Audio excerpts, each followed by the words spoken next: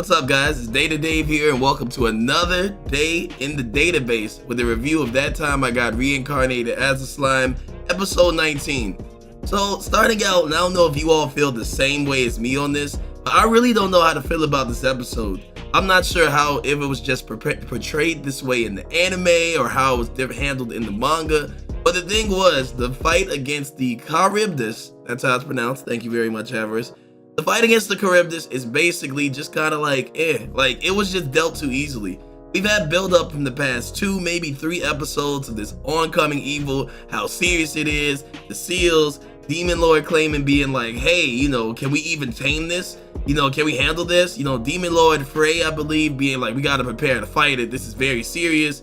And we hearing that from Veldora's aura, getting this backstory on it. And honestly, in this episode, it was just like, we got it handled, and we dealt with it in a very humorous way, which is fine. I like the humor, but like, I feel like this episode was missing the tone of seriousness. Like, they had it a little bit, but it really was just kind of like, it's just another problem and an easy way to solve it. So that's what I didn't like about this episode. It just didn't have that serious vibe that was built up for it. It was just like, oh, that was fast. Now, I'm assuming, and I could be wrong, and my manga readers can let me know this, is like, was this handled differently in the manga? Because if you're going to do all this build-up, I feel like it's going to be some epic and grand fight. But now, episode 19, it's just kind of like, So, starting out, let's talk about the 13 sharks with the Charybdis. Like, with the Charybdis, he's accompanied by these scary 13 sharks, and I thought we were going to have this epic battle between Rimuru's people and the 13 sharks, and Rimuru's gonna face off with all of his allies against the Charybdis. But did it really happen like that? Not really. I don't know, I could be wrong, but I really didn't see 13 sharks in the series, or maybe I wasn't paying attention or that engaged in it. Because, it was just kind of like, But look, the 13 sharks, like, it seemed like they were just handled easily. It was cool to see some of the team-ups, like the Oryx and Gabiru working together, and, Gopta trying, and seeing, I believe, Shion, the purple ogre, with Ranga, teaming up because they want to show out. But, like, the sharks were kind of just dealt with like this. Like, Thanos snapped it. Okay, this is fine, I guess. And versus the Charybdis, we brought in all of Rimuru's forces, all of his allies. We brought in King Gazelle and his Pegasus Knights. And it is funny that King Gazelle does see Rimuru as his junior in a sense. I like the humor in that. Even amidst battle, I did enjoy the humor. So there was things I liked about this episode. And the fact that Milim was just on the side like, dang, I want to fight. Like, we had little funny comedy elements of it.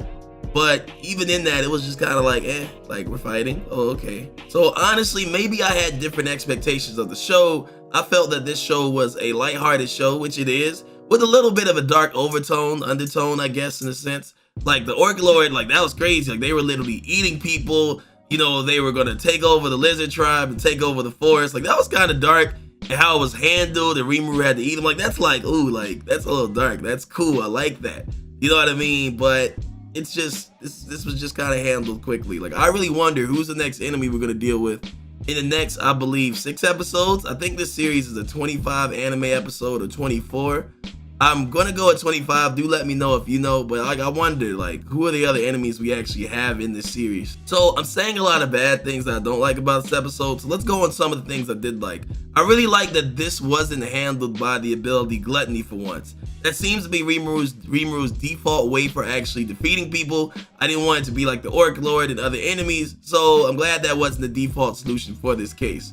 I did like the fact that the Charybdis was actually overpowered. Now, when you saw how many lasers he shot through the forest and how many explosions were going on, and with the combined forces of Rimuru and literally everybody we see as ally in our village, with all that they've done over a period of time, they only did 30% damage at most to him. Like, that shows just how powerful his scaling is. Like, wow, it's okay, this guy is really, really, really strong, and he had the ability Ultimate Generation that fully restores all of his health in 3 minutes, I believe, which is kind of crazy. So, like, the fact that in this world as powerful as Rimuru and his squad is in this village, they can't handle it. There are plenty of enemies other than this that he probably can't handle. And the fact that Charybdis is a Calamity class monster, like, speaks a lot, speaks volume. And then again, granted, again, that does speak to how strong people are here, especially the Demon Lords, and I'll comment on that in a second. But basically, for Rimuru and the others, for them to deal with things like this, there's a lot of room for growth. I don't know how the others will grow through just training alone. Like, will they get a power up or anything like that? Because it seems like the naming convention has been the main thing and they just fight with the abilities they have. But at least Rimuru can actually level up and power up by eating more things and gaining more abilities and learning how to harness them, especially when he has Shizu's ability. Another thing, the Demon Lord comment that said, it shows how powerful Demon Lords actually are in this world, scarily so. Because after all of that work they put in on that Charybdis, Milim one-shotted and saved Phobio, which was actually inside of it, which I guess is okay. I don't know how to feel about Phobio being in there. I was kind of right about him learning a lesson in this episode too, but I honestly expected him to break the seal when this monster comes out, not for him to actually fuse with it and be after Milim. I mean, I guess that was a lighthearted, funny way to deal with it, to be like, oh, you got a grudge against Milim? Milim, come handle this real quick. You know, I mean, I guess that was okay. But if Milim's that powerful, just imagine how powerful the other Demon Lords that want Rimuru are. Like, at this point, honestly, if Milim doesn't defend them, they can't handle another Demon Lord. Like, just imagine how Clayman is, or how strong Carrion would be if he didn't become our ally, which was an okay take, I guess. I don't know how to feel on that. Or Demon Lord Frey attacks. Like, will we be prepared for these other Demon Lords? Since we have mentioned through the series, there are numerous ones, and some we haven't even dealt with also having the goal of actually taking out Demon Lord Leon. So, like, that's, I don't know how they're gonna deal with that one. We're gonna have to see if Rimuru is gonna need a lot of growth or even eat a Demon Lord. It'd be crazy if that somehow became a fact. I doubt it though. So at the end, as a result, we saw Demon Lord Carrion after he saved Phobio, and they formed a peaceful pact with Rimuru. Now, honestly, I don't want this to be the recurring theme of the show, because that's what it actually seems. Every time we get an enemy and that time reincarnated as a slime, for the most part, we end up with more allies. That's not a bad thing, but I don't want us to get in the conflict with Demon Lord Frey and then be like, alright, Frey's our friend now. Get in the conflict with Demon Lord Clayman. Clayman could be like, oh, Rimuru's interesting in his village. We're in a pack now. Like, is that all we're gonna do? Like, the people in the first intro, you know, being the other, like, actual humans that was fighting Rimuru, like, are we gonna fight them and become friends with them too? Like, honestly, I want an enemy and I want to, like, deal with them, you know what I mean? Or I want someone that's like a, not anti-hero, but like a villain that's not a villain, you know? Clayman, I feel, fits that role. Like, to where he's like gonna mess with them, but, you know, I'm never gonna be like, we're friends, we're allies, I'm here to do the village, just like, or here to support the village, just like Milim and Carrion. You know, like, I don't know if I like that idea as much, honestly, but that does look like it's the constant direction the series is going in. So basically, that's basically the most of my points. Other than that, the predictions of where we can go next, honestly, I feel like in 6 episodes, they're gonna have to set up another villain or something, because, you know, unless we're getting a season 2, which I do hope for because I'm enjoying the series, we need another fight, or we need another boss, or we're just gonna stay village building or investigating. You know, like, I don't know what else we could really do, but what I hope they do is not rush it. Like, I feel like this episode was rushed, or I feel like it just left a lot of details that would have been pretty cool to see animated. But, like, you know, we'll see where we go from here. We're now friends with Demon Lord Carrion, probably have a conversation with him in a sense. But I would say, all in all, I don't want to call it a bad episode, because I do enjoy the series. But compared to the previous episodes or earlier half of this anime, this one just didn't do it for me as much, which I feel is fair.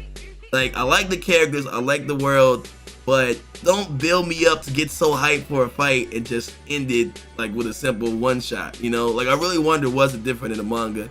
Do let me know, and let me know your predictions for the series and how you actually felt about this episode.